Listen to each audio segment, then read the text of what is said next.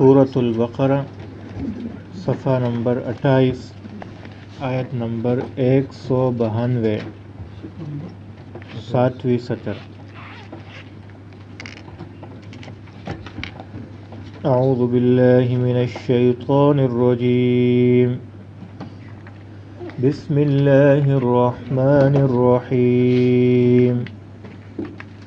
فَإِنِ انْتَهَوْا فَإِنَّ اللَّهَ غَفُورٌ رَحِيمٌ وَقَاتِلُوهُمْ حَتَّى لَا تَكُونَ فِتْنَةٌ وَيَكُونَ الدِّينُ لِلَّهِ فَإِنِ انْتَهَوْا فَلَا عُدْوَانَ إِلَّا عَلَى الظَّالِمِينَ۔ الشهر الحرام بالشهر الحرام والحرمات قصاص، فمن اعتدى عليكم فاعتدوا عليه بمثل ما اعتدى عليكم واتقوا الله واعلموا أن الله مع المتقين۔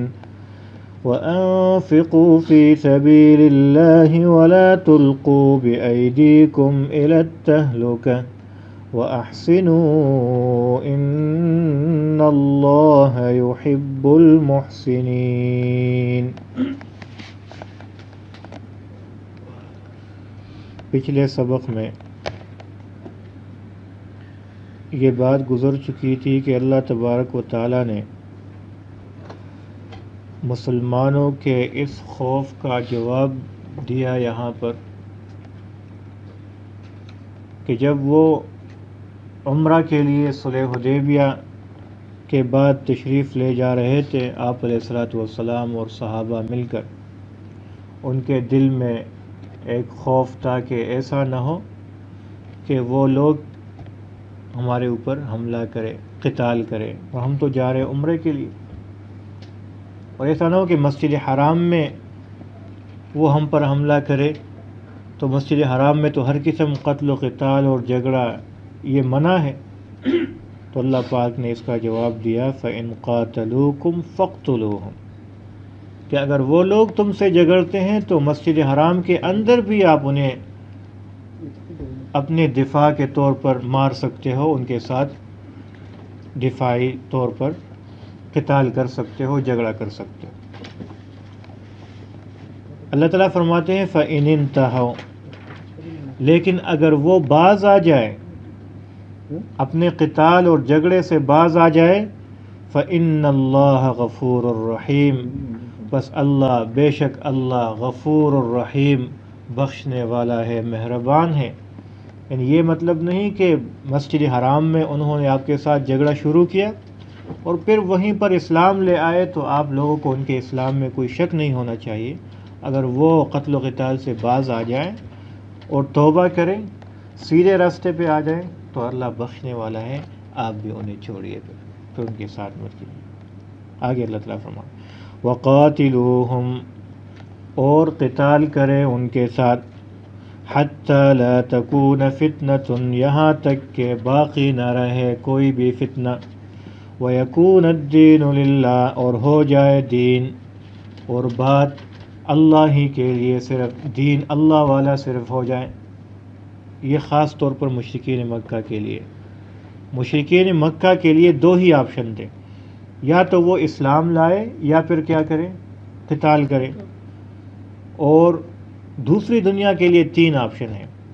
اگر کوئی مسلمان جاتے ہیں جہاد کے طور پر تو پہلے اسلام پیش کریں گے، اگر وہ لوگ مسلمان ہوتے ہیں تو پھر ٹھیک ہے، آپس میں بھائی بھائی ہیں، جو ان کے لیے سب کے لیے ایک جیسا، ان کے تمام مسلمان بھائی ہیں۔ اگر وہ مسلمانوں کے ماتے جزیہ اور ٹیکس دینے پہ رضامند ہوتے ہیں کہ ہم آپ کے ہاں جزیہ دیں گے، ٹیکس دیں گے اور آپ ہماری حفاظت کریں گے، تو یہ بھی درست ہے، نہیں تو پھر قتال، ان کے ساتھ پھر جھگڑا ہوگا۔ لیکن مکہ والوں کے لیے ایسا نہیں ہے، کیونکہ مکہ کو اللہ نے پاک کرنا تھا کفر سے اور کافروں سے۔ اللہ تعالیٰ فرماتے ہیں فَإِنِ انْتَهَوْا، پس اگر وہ باز آ جائے، فَلَا عُدْوَانَ، پس نہیں ہے حد سے تجاوز، إِلَّا عَلَى الظَّالِمِينَ، مگر ظالموں پر، جو ظالم ہے صرف ان کے ساتھ پھر لڑنا ہے، دوسروں کے ساتھ نہیں لڑنا۔ مسلمانوں کے دلوں میں ایک اور اشکال تھا کہ یہ مہینہ ذی قعدہ کا مہینہ ہے، اور یہ بات پہلے بھی گزر چکی ہے کہ مہینوں میں 4 مہینے ایسے ہیں جس میں مسلمان اور کافر سب لوگ ایک دوسرے کے ساتھ قتل و قتال اچھا نہیں سمجھتے تھے، حرام سمجھتے تھے۔ وہ 4 مہینے ہیں ذوالقعدہ، ذوالحجہ، محرم اور رجب۔ یہ 4 مہینے، اس کو اشہر الحرم کہتے ہیں۔ تو ان کے دل میں آیا کہ یہ اشہر حرم میں سے ہے، اور ایسا نہ ہو کہ ہم جائیں اور وہ لوگ ہمارے ساتھ اشہر حرم میں یعنی ان حرمت والے مہینوں میں قتال کرے، اور ہمیں تو اجازت نہیں ہے اس میں قتال کرنے کی۔ تو اللہ پاک نے فرمایا اگر وہ لوگ اس مہینے کی حرمت کا خیال نہیں رکھتے اور آپ لوگوں کے ساتھ لڑتے ہیں تو پھر آپ لوگوں کو بھی ان کے جواب دینے کا حق ہے۔ اگرچہ یہ مہینہ محترم ہے لیکن آپ لوگ اپنی طرف سے ابتدا قتال کا مت کریں، اگر وہ لوگ کرتے ہیں تو پھر آپ لوگ بھی جواب دے سکتے ہو، کیونکہ انہوں نے خیال نہیں رکھا تو آپ کو اپنے دفاع کا پورا حق حاصل ہے۔ تو اللہ تعالیٰ فرماتے ہیں الشہر الحرام، حرمت والے مہینے، بالشہر الحرام، حرمت والے مہینوں کے بدلے میں۔ تو اگر وہ حرمت والے مہینوں کا احترام کرتے ہیں تو آپ بھی کرو، وہ نہیں کرتے تو آپ کو بھی ضرورت نہیں ہے بلکہ آپ بھی ان کو جواب دے سکتے ہو۔ والحرمات قصاص، اس کے علاوہ بھی حرمات جتنی ہے برابر سرابر ہیں۔ تو اگر وہ مسجد حرام کی حرمت کا تقدس کا خیال کرتے ہیں، آپ سے نہیں لڑتے تو آپ بھی مت لڑو۔ اگر وہ ان کی تقدس کا اور حرمت کا خیال نہیں رکھتے تو پھر آپ بھی لڑو ان کے ساتھ جواباً۔ لیکن اس کے باوجود اللہ تعالیٰ فرماتے ہیں کہ ان لوگوں سے لڑو جو آپ سے لڑتے ہیں، ان سے زیادہ حد سے تجاوز مت کرو۔ اور میں نے پچھلے درس میں بتایا تھا کہ تجاوز کا مطلب کیا ہے، کہ ہمیں یہ حکم ہے کہ قتال میں، جہاد میں آپ لوگوں نے صرف ان لوگوں کو مارنا ہے جو آپ سے لڑتے ہیں، بوڑھوں کو، بچوں کو، عورتوں کو، اور ایسے لوگوں کو جو مذہبی لوگ ہیں جو لڑتے نہیں ہیں ان کو مارنے کی اجازت نہیں ہے۔ تو اللہ تعالیٰ فرماتے ہیں فَمَنِ اعْتَدَىٰ عَلَيْكُمْ، پس اگر تجاوز کیا انہوں نے تم پر، فَاعْتَدُوا عَلَيْهِ، پس تم بھی اس کے مقابلے میں تجاوز کرو یعنی بدلہ دو ان پر، بِمِثْلِ، برابر اس کے، مَا اعْتَدَىٰ عَلَيْكُمْ، جو انہوں نے تجاوز کیا ہے، جس قدر انہوں نے حملہ کیا ہے، جس قدر میں انہوں نے یہ حرمت توڑا ہے تو اسی بقدر آپ لوگ یہ تجاوز کر سکتے ہو، اس سے زیادہ نہیں۔ وَاتَّقُوا اللَّهَ، اور ڈرو اللہ سے، وَاعْلَمُوا، اور جانو اس بات کو، أَنَّ اللَّهَ، کہ بے شک اللہ، مع المتقین، متقیوں کے ساتھ ہیں۔ یہاں پر اللہ پاک مسلمانوں کو، مومنوں کو تسلی دیتے ہیں کہ اگر آپ لوگ اللہ سے ڈرتے ہو، ان لوگوں سے مت ڈریے، تقوی اختیار کیجئے۔ تو جو متقین ہیں اللہ ان کے ساتھ ہے، اور جن کے ساتھ اللہ ہو تو انہیں کوئی شکست دے سکتا ہے؟ کبھی بھی نہیں دے سکتا۔ تو یہ تسلی ہے مومنوں کے لیے کہ آپ لوگ اللہ سے ڈرو گے، تقوی اختیار کرو گے تو اللہ کی معیت آپ کے ساتھ ہوگی، اللہ آپ کے ساتھ ہوگا۔ آگے اللہ تعالیٰ فرمائے وَأَنفِقُوا فِي سَبِيلِ اللَّهِ، اور خرچ کرو اللہ کے راستے میں۔ حضرت ابو ایوب انصاری رضی اللہ تعالیٰ عنہ فرماتے ہیں کہ یہ آیات ہمارے بارے میں نازل ہوئی، انصار کے بارے میں۔ ہوا یوں کہ جب اللہ پاک نے مسلمانوں کو ہر طرف غلبہ نصیب فرمایا اور مسلمان اطمینان سے رہنے لگے، تو جو مدینہ منورہ میں انصار رہ رہے تھے تو ان لوگوں نے بہت قربانی دی، اپنا کاروبار، کھیتی باڑی سب کچھ قربان کر کے اللہ کے راستے میں جہاد کیا انہوں نے، اور دعوت دی، تو دین کے پیغام کو پھیلایا۔ تو جب معلوم ہوا کہ اب مسلمان غالب آ گئے ہیں، اطمینان سے رہ گئے، تو بعض لوگ آپس میں بات کرنے لگے کہ کیا ہی اچھا ہو کہ جو کاروبار ہم نے ویسے چھوڑا ہے، خیال نہیں کرتے تھے، یا جو کھیتی باڑی کی طرف توجہ نہیں کرتے تھے، تو اب اگر ہم اس طرف توجہ کریں اور اپنے آپ کو ادھر مضبوط کریں تو کیا ہی اچھا ہوگا۔ تو اللہ پاک نے، اور جہاد سے تھوڑی دیر کے لیے مؤخر کرے، انہیں ادھر نہ جائیں، تو اللہ پاک نے یہ آیت نازل فرمائی اور فرمایا کہ وَأَنفِقُوا فِي سَبِيلِ اللَّهِ، خرچ کرو تم اللہ کے راستے میں، وَلَا تُلْقُوا بِأَيْدِيكُمْ، اور مت ڈالو اپنے ہاتھوں سے اپنے آپ کو، إِلَى التَّهْلُكَةِ، ہلاکت میں، اپنے آپ کو اپنے ہاتھوں سے ہلاکت میں مت ڈالو۔ کیا مطلب اس بات؟ وہ لوگ تو اپنے آپ کو ہلاکت میں نہیں ڈال رہے تھے، اپنے کاروبار کو سنبھالنا چاہ رہے تھے، لیکن اللہ نے یہ حکم اس لیے دیا کہ آپ لوگ کاروبار میں مشغول ہو کے، کھیتی باڑی میں مشغول ہو گئے، اور ادھر آپ کا دشمن اپنے آپ کو مضبوط کرتا جائے گا، اور آخر میں ادھر تو آپ مضبوط ہوں گے، لیکن اگر جہاد چھوڑو گے تو وہ لوگ مضبوط ہو کے واپس حملہ کر کے تمہارا یہ بنا بنایا کاروبار سب کچھ آپ لوگوں سے چھین لیں گے۔ تو یہ ایسا ہوا کہ آپ لوگوں نے اپنے آپ کو خود ہی ہلاکت میں ڈال دیا کہ جہاد چھوڑ دیا۔ اور یہ ہمیں بھی یہ حکم ہے اور یہ سبق ہے کہ جب تک امت جہاد کرے گی، جب تک کوئی طبقہ جہاد کرے گا، تو تب تک مسلمانوں پر کبھی زوال نہیں آ سکتا، اور جب چھوڑے گی اس بات کو تو آج آپ اپنی حالت دیکھ سکتے ہو، پوری دنیا میں ذلیل و خوار ہو رہا ہے تو مسلمان ہو رہا ہے، اور اس کی وجہ یہ ہے کہ انہوں نے دعوت اور جہاد دونوں چھوڑ رکھے ہیں۔ اللہ تعالیٰ فرماتے ہیں، تو حضرت ابو ایوب انصاری رضی اللہ تعالیٰ عنہ فرماتے ہیں جب یہ بات سنی انہوں نے پھر نہیں چھوڑا، جہاد میں پوری زندگی صرف کی، یہاں تک کہ ایک تشکیل میں جا رہے ہیں اور استنبول پورا قافلہ جا رہا ہے، پورا لشکر جا رہا ہے، اور راستے میں بیمار ہوتے ہیں ابو ایوب انصاری رضی اللہ تعالیٰ عنہ۔ وہ یہ وصیت کرتے ہیں کہ اگر مجھے موت آ گئی راستے میں تو آپ لوگوں نے مجھے چھوڑنا نہیں ہے، بلکہ جہاں آپ لوگوں کا منزل ہے میری میت کو وہاں تک لے جائیں اور وہاں پر مجھے دفن کریں جہاں آپ لوگ جا رہے ہو، جہاں آپ کا منزل مقصود ہے۔ تو ہوا بھی ایسا ہی کہ راستے میں ان کی وفات ہوئی تو ان لوگوں نے ابو ایوب انصاری رضی اللہ تعالیٰ عنہ کی میت کو ہی اٹھا کر، ویسے تو عام روٹین یہ ہوتا ہے کہ جہیں پہ کوئی فوتگی ہوتی ہے وہیں پہ جنازہ وغیرہ کر کے دفن کر دیتے ہیں، لیکن وصیت کے مطابق ان کی لاش کو اٹھا کر استنبول تک لے گئے، اور آج بھی ترکی استنبول میں ان کا مزار مبارک ہے۔ تو بہت سارے لوگ جو گئے ہیں، شاید آپ میں سے بھی کوئی بساتی گیا ہو، تو وہاں ان کا مزار ہے۔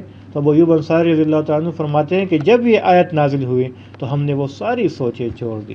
صحابہ ایسے لوگ تھے کہ ایک آیت پر، ایک اللہ کے حکم پر اپنی تمام کی تمام پلاننگ اور منصوبہ بندیاں وہ قربان کر دیتے تھے، یہ تھے صحابہ۔ اللہ تعالیٰ فرماتے ہیں وَأَحْسِنُوا، اور احسان کرو، تم نیکی کرو، ان اللہ، بے شک اللہ، یحب المحسنین، پسند کرتا ہے احسان کرنے والوں کو، نیکی کرنے والوں کو اللہ پسند کرتا ہے۔ احسان کا مطلب کیا ہے اس کو ذرا سمجھیے۔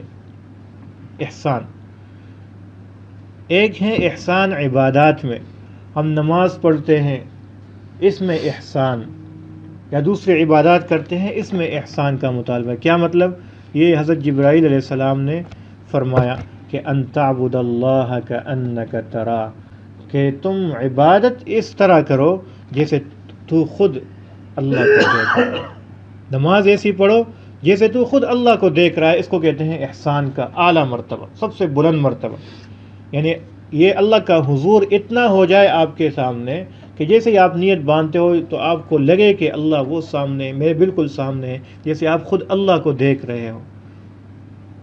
اور اگر یہ مرتبہ حاصل نہیں ہوتا، یہ تو بہت بلند لوگوں کا درجہ ہے، تو کم از کم یہ ہے فَإِن لَمْ تَكُنْ تَرَاهُ فَإِنَّهُ يَرَاكَ، پھر یہ درجہ کم از کم ہونا چاہیے کہ آپ کے دل میں یہ ہو کہ میں نماز کے لیے تو کھڑا ہوں، اللہ تو مجھے دیکھ رہا ہے، یہ تو کم از کم ہونا چاہیے۔ اگر اتنی طاقت نہیں ہے آپ کے اندر کہ وہ جذبہ لے آؤ کہ جیسے میں اللہ کو دیکھ رہا ہوں، اس جذبے اور خشوع اور خضوع کے ساتھ وہ عبادت کرو، تو دوسرے درجے میں یہ ہے کہ کم سے کم اللہ تو مجھے دیکھ رہا ہے، یہ احسان ہے عبادات میں، اللہ ہم سب کو نصیب فرمائے۔ دوسرا احسان معاملات میں اور معاشرت میں، اپنے رہن سہن میں، رشتہ داری پالنے میں اور معاملات میں احسان ہے۔ حدیث پاک میں آتا ہے احسان کا مطلب یہ ہے کہ جو چیز تو اپنے لیے پسند کرتا ہے وہی چیز تو دوسرے کے لیے پسند کرے، یہ معاملات میں احسان ہے۔ آپ کاروبار کرتے ہو، جو چیز اپنے لیے پسند کرتے ہو دوسروں کے لیے پسند کرو، رشتہ داری پالتے ہو، جو چیز اپنے لیے پسند کرتے ہو دوسروں کے لیے پسند کرو، تو یہ معاملات میں اور معاشرت میں احسان کہلاتا ہے۔ تو اللہ تعالیٰ فرماتے ہیں جو احسان کرنے والے ہیں، ان اللہ، بے شک اللہ، یحب المحسنین، پسند فرماتا ہے محسنین، احسان کرنے والوں کو یا نیکی کرنے والوں کو۔ آگے اللہ تعالیٰ حج کے مسائل بیان فرماتے ہیں، مختصر چند مسائل آج بیان کرتے ہیں، باقی انشاءاللہ کل پڑھیں گے۔ وَأَتِمُّوا الْحَجَّ وَالْعُمْرَةَ لِلَّهِ، وَأَتِمُّ الْحَجَّ اور پورا کرو تم سب الحج والعمرۃ حج اور عمرے کو للہ خالص اللہ کے لیے، حج اور عمرے کو پورا کرو۔ یہ پہلے گزر چکا ہے کہ حج اللہ نے فرض فرمایا لیکن اور عمرہ فرض نہیں ہے، تو اللہ پاک نے فرمایا کہ عمرہ بھی کرو حج بھی کرو۔ کیا مطلب اس بات کا کہ اگر ایک مرتبہ آپ نے عمرہ میں شروع کیا، احرام باندھ لیا، تو اس کو پورا کرنا آپ کے اوپر کیا ہے؟ فرض ہے، لازم ہے۔ جیسے نفل عبادت ہے، آپ 2 نفل پڑھو تو پڑھو گے ثواب ہے، نہیں پڑھو گے گناہ کوئی نہیں ہے، لیکن ایک دفعہ نیت باندھ لی تو پھر وہ 2 رکعات پورے کرنا آپ کے اوپر کیا ہے؟ فرض ہے۔ اگر توڑ دیے درمیان میں تو پھر اس کی قضا آپ کرو گے، حالانکہ نفل کی قضا کوئی نہیں ہے۔ تو اس کا مطلب ہے کہ جیسے شروع کیا آخر تک اسے پہنچاؤ گے۔ تو اللہ تعالیٰ فرماتے ہیں للہ خالص میرے لیے ہونا چاہیے یہ حج اور عمرہ دونوں کی عبادتیں۔ فَإِنْ أُحْصِرْتُمْ فَمَا اسْتَيْسَرَ مِنَ الْهَدْيِ، پہلے پرانے زمانے میں لوگ پیدل اور قافلوں میں حج کے لیے جایا کرتے تھے، تو اللہ تعالیٰ فرماتے ہیں اگر راستے میں آپ کو کوئی ایسی رکاوٹ پیش آئی، کوئی دشمن کا خوف آیا یا کوئی اور وجہ پیش آئی کہ آپ حج کے لیے نہیں جا سکتے، راستے میں ہی رک گئے اور آپ نے حج کی نیت کی تھی، تو پھر آپ ایسا کرو کہ مکہ مکرمہ میں کسی کو بیچ کر یا خود قربانی کرو، تو اس کے بعد آپ احرام کھول دو۔ مکہ مکرمہ میں کیا کرو؟ ایک قربانی کرو۔ اللہ تعالیٰ فرماتے فَإِنْ أُحْصِرْتُمْ، پس اگر تم روک دیے گئے، فَمَسْتَيْسَرَ، پس جو بھی میسر ہوا، من الحج، حج میں سے، قربانی میں سے۔ تو جو بھی میسر ہوا کیا مطلب؟ بھیڑ ہے، بکری ہے، گائے ہے، اونٹ ہے، کسی بھی چیز کی قربانی آپ کو مہیا ہے تو وہاں پر قربانی کراؤ گے تو اس کے بعد کیا ہوگا؟ آپ احرام کھول سکتے ہو۔ وَلَا تَحْلِقُوا رُؤُوسَكُمْ حَتَّى يَبْلُغَ الْهَدْيُ مَحِلَّهُ، اللہ تعالیٰ فرماتے ہیں وَلَا تَحْلِقُوا، اور مت منڈاؤ، مت کاٹو اپنے بالوں کو، مت حجامت کرو، رؤوسکم، اپنے سروں کا۔ یہ مسئلہ ہے کہ جب ایک دفعہ احرام آپ باندھتے ہو تو پھر آپ اپنے بال نہیں کاٹ سکتے، اور جب آپ اپنے پورے اعمال پورے کرو گے اس ٹائم آپ بال کاٹو گے۔ تو اس صورت میں کہ آپ مکہ مکرمہ پہنچ نہیں سکے، راستے میں آپ کو رکاوٹ پیش آ گئی، نہیں جا سکتے کسی وجہ سے، تو پھر وہاں پر جب تک وہ چیز، وہ حدی، وہ قربانی مکہ مکرمہ میں ہوئی نہیں تب تک آپ اپنے بال مت کاٹو، تب تک آپ احرام میں ہو۔ تو یہ مسئلہ اللہ تعالیٰ فرماتے وَلَا تَحْلِقُوا رُؤُوسَكُمْ، اور مت کاٹو اپنے بالوں کو، مت منڈاؤ اپنے سروں کو، حَتَّى يَبْلُغَ الْهَدْيُ، یہاں تک کہ پہنچ جائے وہ قربانی مَحِلَّهُ، اپنی جگہ پر جو مکہ مکرمہ حرم ہے۔ آگے اپنے بال مت کاٹو، اس میں ٹائم زیادہ گزر جائے، یا احرام والا بندہ ہے اس کے سر میں کوئی بیماری ہے اور اسے بال کاٹنے کی ضرورت پیش آ جائے تو وہ کیا کرے گا؟ تو اسلام میں سختی کوئی نہیں ہے، ہر مسئلے کا حل موجود ہے۔ تو اگر کوئی ایسا ہے کہ احرام کے دوران اسے ضرورت پیش آئی کہ بال کاٹنے کی، یا ایک جگہ کہیں بال کاٹنے کی کوئی ضرورت پیش آئی، آپریشن کی ضرورت پیش آئی، کوئی اور ضرورت ہے، بیماری ہے، سر میں دانہ نکل آیا یا کوئی اور چیز ہے، تو اللہ تعالیٰ فرماتے ہیں فَمَنْ كَانَ مِنْكُمْ مَرِيضًا، بس وہ شخص جو ہے تم میں سے بیمار، أَوْ بِهِ أَذًى مِّن رَأْسِهِ، یا ہے کوئی تکلیف اس کے سر میں، فَفِدْيَةٌ مِّن صِيَامٍ، پس بدلہ دے اس کے، من صیام، روزے رکھنے سے، او صدقۃ، یا صدقہ دینے کے ذریعے، او نسک، یا قربانی کے ذریعے۔ 3 آپشن دیے، یا روزہ رکھے، یا صدقہ دے، یا پھر قربانی دے۔ تو کتنے روزے رکھے، کتنے صدقہ دیں؟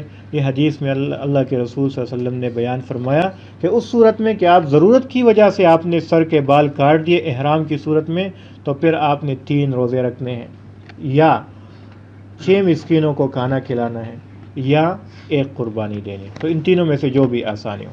اللہ تعالیٰ فرماتے ہیں فَإِذَا أَمِنْتُمْ، پس جب تم امن میں آ جاؤ، اس کے بعد پھر سے جانے کا ارادہ ہے، وہ رکاوٹ ختم ہوئی، امن ہوا، اس کے بعد جا رہے ہو حج کے لیے۔ فَمَن تَمَتَّعَ بِالْعُمْرَةِ إِلَى الْحَجِّ، پس وہ شخص جو فائدہ اٹھائے عمرہ کو ملا کر حج کے ساتھ۔ اس بات کو ذرا سمجھیے، مسئلہ ہے، مختصراً میں بیان کرتا ہوں۔ ہم لوگ جاتے ہیں حج کے لیے، اور آپ کو پتہ ہے جو حج کے لیے جاتا ہے ساتھ عمرہ بھی کرتا ہے، تو ایک سفر میں اگر آپ حج اور عمرے دونوں کو اکٹھا کرتے ہیں تو یہ ایک قسم کا فائدہ آپ نے اٹھایا، اللہ پاک کی طرف سے یہ حکم ہے کہ تم اب ایک قربانی دو گے، ایک قربانی آپ کے اوپر واجب ہے۔ کیسے اکٹھا کرتے ہیں؟ جیسے ہم لوگ جاتے ہیں دور سے، یہ مکہ والوں کے لیے نہیں، مکہ والے صرف حج کریں گے حج کے دنوں میں، عمرہ نہیں کریں گے، عمرہ کے لیے وہ پھر بھی جا سکتے ہیں، ہم لوگ بار بار نہیں جا سکتے۔ ایک دفعہ گئے، احرام باندھا اور عمرے کی نیت کی، عمرہ کیا، احرام کھولا، حج کے انتظار میں بیٹھ گئے، 10 دن 15 دن بعد حج کے دن آ گئے، دوبارہ احرام باندھا میقات آ کر، اور دوبارہ سے اسی سفر میں حج بھی کیا، تو ایک سفر میں ہم نے کیا کیا؟ 2 عبادتیں کی۔ اللہ پاک نے فرمایا یہ فائدہ تو نے اٹھایا، اب ایسا کرو ایک قربانی اللہ کے نام پہ دو، اس کے شکرانے کے طور پر۔ تو ایک قربانی اس کی الگ سے واجب ہو گئی، اگر آپ مالدار ہو تو ایک قربانی جو نارمل قربانی ہے وہ کرو گے، 2 قربانیاں دو گے۔ یا پھر جمع کرنے کی صورت یہ ہے کہ آپ جاتے ہو حج کے دنوں میں اور آپ یہیں سے احرام باندھتے ہو اور اسی احرام میں عمرے کی بھی نیت کرتے ہو، حج کی بھی نیت کرتے ہو، اور وہیں جا کر عمرہ کر لیتے ہو، پھر 2 دن 3 دن 10 دن جتنا بھی ٹائم ہے آپ اسی احرام میں رہتے ہوئے پھر حج بھی اسی احرام میں کر دیتے ہو۔ پہلی صورت میں احرام کھول دیا تھا عمرے کا، اس صورت میں احرام کھولا نہیں، اسی احرام میں حج بھی کیا، اس کو قران کہتے ہیں کہ دونوں کو ایک ساتھ ملا دیا۔ اللہ پاک فرماتے ہیں یہ آپ نے موقع سے فائدہ اٹھایا، ایک ہی احرام میں 2 بڑی بڑی عبادتیں آپ نے کی، اس کے شکرانے کے طور پر ایک ہدیہ دو، ایک قربانی دو۔ ایک شخص ہے وہ غریب ہے، حج کے پیسے کہیں سے جمع کیے تھے، وہاں قربانی کون دے گا؟ نہیں دے سکتا، تو اس کے لیے حکم یہ ہے کہ وہ جیسے ادھر عمرہ کرتا ہے تو حج کے دنوں سے پہلے 3 روزے ادھر رکھے گا اور 7 روزے جب واپس آئے گا تو ادھر رکھے گا، یہ ٹوٹل 10 روزے ہوئے، 10 روزے رکھے گا۔ اگر کوئی شخص قربانی کی طاقت نہیں رکھتا، دیکھیں اللہ پاک نے ہر شخص کے لیے اس کے مسئلے کا حل بتایا ہوا ہے۔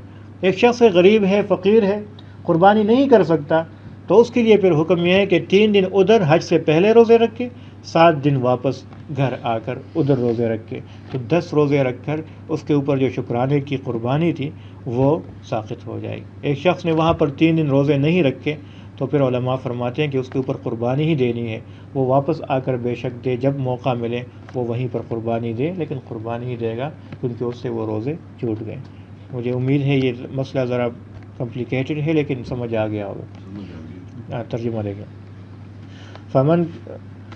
فمن تمتع بالعمرۃ، پس وہ شخص جو فائدہ اٹھائے عمرہ کے ساتھ، الی الحج، حج کا بھی، یعنی دونوں ایک سفر میں کرے، فمستیسر من الحج، پس جو بھی میسر ہو ہدی میں سے، قربانی میں سے، کیا مطلب؟ بھیڑ ہو، بکری ہو، اونٹ ہو، گائے کی ہو، اس کی قربانی دے گا۔ فمن لم یجد، پس وہ شخص جو نہ پائے قربانی کو یا طاقت نہ رکھتا ہو، فصیام 3 ایام، پس 3 دن کے روزے رکھے گا، فی الحج، حج کے دنوں میں، یعنی حج کے دن سے پہلے، عرفہ سے پہلے، و7، اور 7 دن کے روزے رکھے گا، اذا رجعتم، جب وہ واپس اپنے گھر لوٹے گا، تلک 10 کاملہ، یہ 10 پورے کے پورے ہوئے، 10 پورے روزے ہوئے۔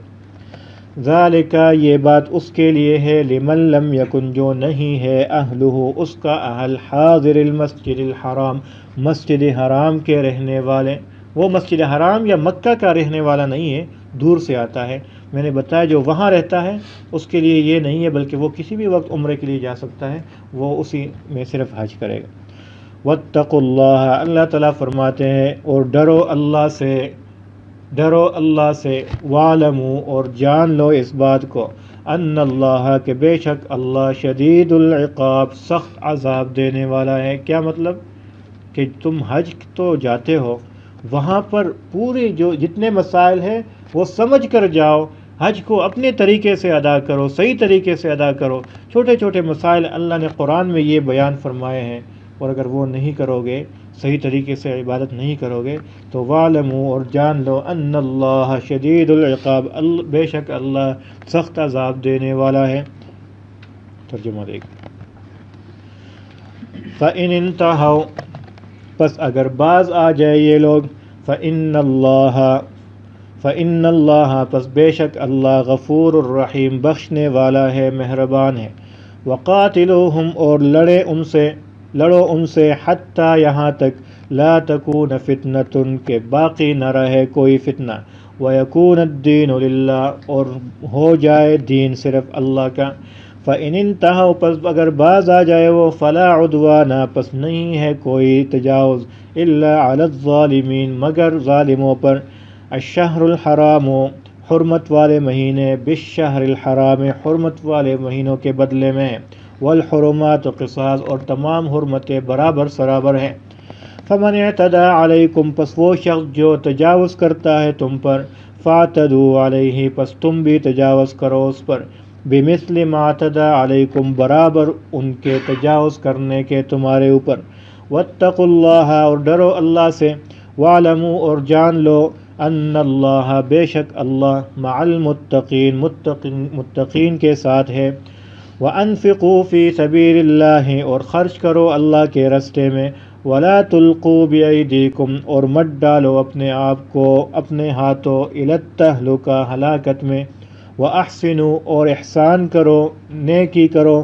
ان اللہ بے شک اللہ یحب المحسنین پسند کرتا ہے محسنین کو نیکی کرنے والوں کو. وَأَتِمُّ الْحَجَّ اور پورا کرو تم سب حج کو والعمرۃ اور عمرے کو للہ خالص اللہ کے لیے. فَإِنْ أُحْصِرْتُمْ پس اگر روک دیے گئے تم فَمَا اسْتَيْسَرَ پس جو بھی میسر ہو من الحج قربانی میں سے تو وہ ادا کرو. وَلَا تَحْلِقُوا رُؤُوسَكُمْ اور مت منڈاؤ اپنے سروں کو حَتَّى يَبْلُغَ الْهَدْيُ یہاں تک کہ پہنچ جائے وہ قربانی محلہ اپنی جگہ جو مسجد حرام ہے.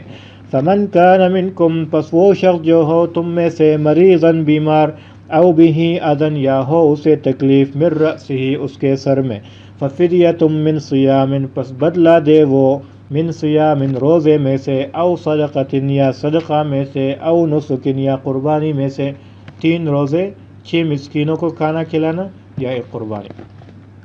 فَإِذَا أَمِنْتُمْ پس جب امن میں ہو جاؤ تم سب فمن تمتع پس وہ شخص جو فائدہ اٹھائے بالعمرۃ عمرے کا الی الحج حج کے ساتھ فما استیسر پس جو بھی میسر ہو من الحج قربانی میں سے وہ ادا کرو شکرانے کے طور پر. فمن لم یجد پس وہ شخص جو نہ پائے اس قربانی کو فصیام 3 ایام پس روزے رکھے وہ 3 دن کے فی الحج حج کے دنوں میں و7 اور 7 روزے رکھے اذا رجعتم جب وہ تم واپس آ جاؤ. تلک 10 یہ ہو گئے 10 کاملۃ پورے کے پورے. ذالک یہ بات لمن اس شخص کے لیے ہے لم یکن جو نہ ہو اہلہ اس کے اہل حاضر المسجد الحرام مسجد حرام کے رہنے والے. واتقوا اللہ اور ڈرو اللہ سے. وَاعْلَمُوا اور جان لو ان اللہ کہ بے شک اللہ شدید العقاب سخت عذاب دینے والا ہے. صدق اللہ.